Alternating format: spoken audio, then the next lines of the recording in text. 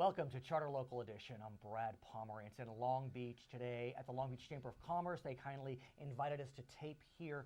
Today we are joined by the supervisor who has represented this area for 20 years. His name is Don Knabe. He is leaving office after a very successful 5-term run. No matter what you may think about certain political positions, Don Knabe has always been loved by Democrats and Republicans alike. And so, sir, I am so glad that you are here to talk about the past, today, and the future. Nice to be here. Yeah, nice to be absolutely. back. I want to speak with you about the initiatives in which you're most proud. Well, you've been kind enough over the years to allow me to talk about both of them. And Right. First of all is safe surrender. Right. Explain that, because I think folks may not realize what it is. And they don't. And it's really, it's an important piece. I mean, where a mother can turn over a newborn within the first 72 hours of birth, no name, no shame, no blame. A mom goes in, she has to cross the threshold of any hospital, any sheriff's department, any police department, any fire station, every fire station, everybody's on board in the county. Mom gets a ban, baby gets a ban.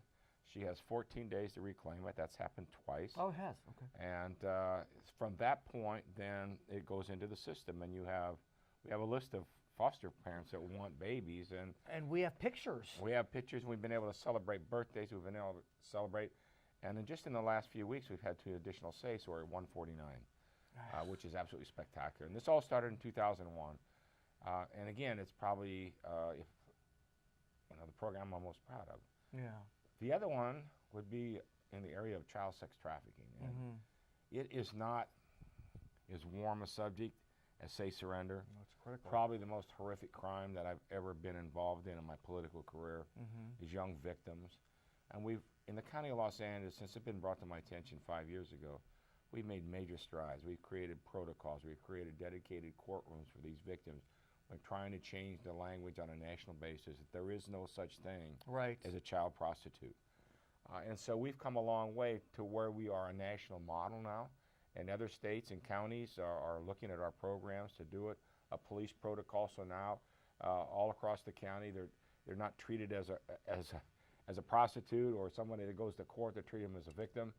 They're isolated. We have the wraparound services for them should they want to make that change in their life, because otherwise they're forced back out onto the streets and the scumbag pimps just beat the crap out of them because they didn't make a quota or they talked to the judge or whatever it may be. So again, both of these programs, to me, the great thing about it, whether Don Knabe's there or not, they're in place. And that's the thing I'm most proud of, because having my name attached is great, but the real end game is obviously the impact on the victims, and in this case, on the lives of these new babies. I want to talk about Don Knabe moving on, because as we've discussed in the past, a supervisorial district in Los Angeles County is larger than 14 states and the District of Columbia. There are states with less than 2 million people in it. Right. So in effect, I mean, forgive me. I mean, that's just my district. Yeah, that's just your district, meaning a district. I mean, the entire county, 10 million, that's bigger than Michigan and Ohio. Right. Individually. But how did they vote the other day? We'll talk about that later.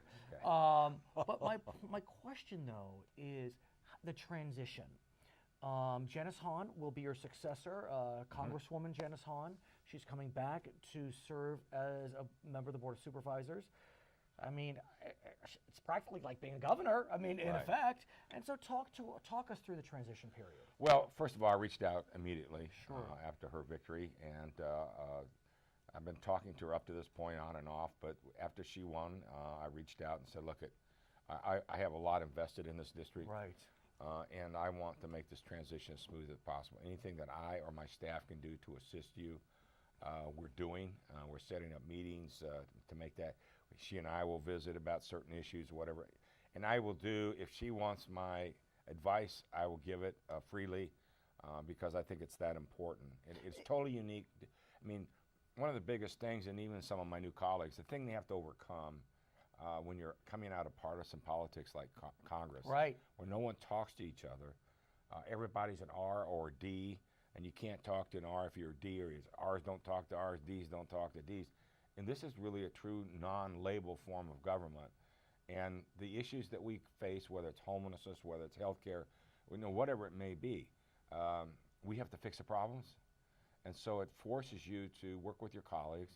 It forces you to come to some compromising solutions because our issues are all the same. Our priorities are all the same. Homelessness, and like I said, I mean, a perfect example is we're going to have a new president.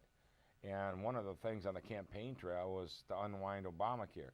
One of the things that we did as a county, and I told everybody, whether you're for it or against it, we have to be prepared. So the same thing would happen if there's any changes in that, we would have to be prepared. And it's a whole different mindset than the Congress of the United States. So Supervisor-elect Hahn had served on the LA City Council, where I think she represented maybe 500,000 people, a member of the U.S. Congress, where she represented maybe 800,000 people. Now she's representing 2 million people. How do you counsel her to get her head around such a large number? Yeah, and I think most of her congressional district was outside the boundaries of my district. Oh, interesting. Her city council seat, the southern part of her district, was in my district. Right. I worked with her back in those days. Right. And what I counseled her, I said, first of all, I have a wonderful staff, and I would encourage you to visit with any member of my staff that you might want to keep around. Sure. I think it's an advantage because, again, whether it's budget issues, whether it's community-based groups, whatever it may be, there's a lot of advice there, and it's hard to get your arms around it. I had the great advantage when I came into office of 14 years as Dean's Chief of Staff. So I knew my colleagues, I knew the staff, I knew the department heads, I knew where all the money was, the pockets of money, I knew where all the bones were buried, that kind of a thing, and that's all going to be new to her. She's going to get, obviously, counsel from the colleagues on the board, but again, they only have a few years behind them right now themselves. Let me ask you, so the current board members include a former United States Secretary of Labor. Correct. Now a former member of the U.S. Congress. You would think those positions are the pinnacle of one's career, but both Janice Hahn and Hilda Solis have come home to be on the Board of Supervisors. What is it about this job that is so alluring? Well, I think from the day-to-day responsibility, obviously, we've talked this about in your show. Right. You don't get the recognition as a mayor or something like that, even though your responsibility is as big as a governor. But I think at the end of the day, if you appreciate what we do, that you really get to make a difference in people's lives. You don't have to worry about a presidential veto. You don't have to worry about a gubernatorial veto. You don't have to worry about the President of the United States say, yeah, you can go home and see your family. And all these different kinds, you don't have to have a caucus telling you how to vote. I want to ask you in our final moments, I've asked you this before in different venues, if you today could write a letter to a 12-year-old Don Knabe, what would you tell him? Well, first of all, I'd say, Dear Don, and I think the most important thing was that the importance of just being disciplined and reading and studying and moving on and always understanding that you could do just about anything you wanted to do. Now, this is a reflection back. I can't tell you when I was a 12-year-old that I thought that way. But I think most importantly is to look at the opportunities before you. Create whatever discipline you want, and that could be through academics, that could be through music, that could be through the arts, whatever it may be. But never be afraid to lead, number one. And never be afraid to look at other opportunities that come out of the blue.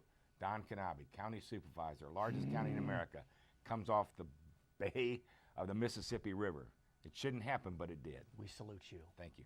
He is Don Knabe, Supervisor for LA County. I'm Brad Pomerance, Charter Local Edition. Thanks, man. Take care.